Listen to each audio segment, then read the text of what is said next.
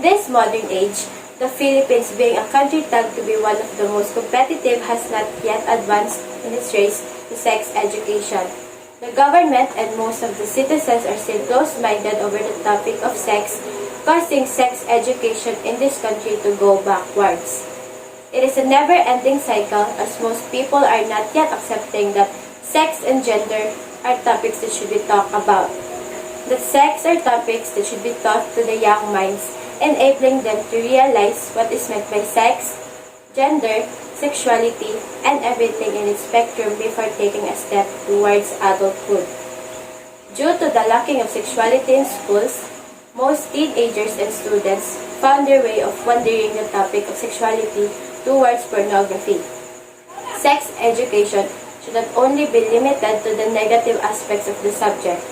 It should holistically present sex education as part of living. The main thing that circulates around those who hold firmly to the Philippines not having a more efficient sex education is abstinence.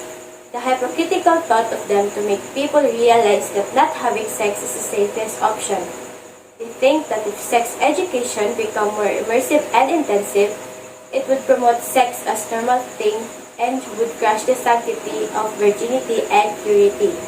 Also, the battle between who are to teach young minds over the topic of sex education have always been a silently loud debate.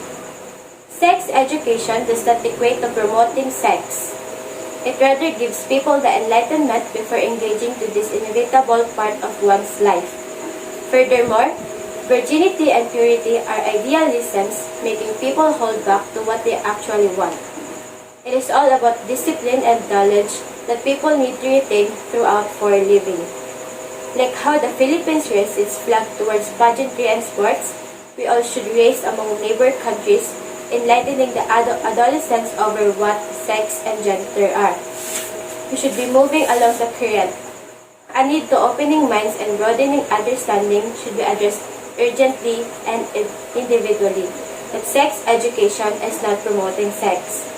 Sex is a part of life that most, if not all, humans go through. It should be normalized and is part of the anatomy, and it is healthy and is, after all, proper education.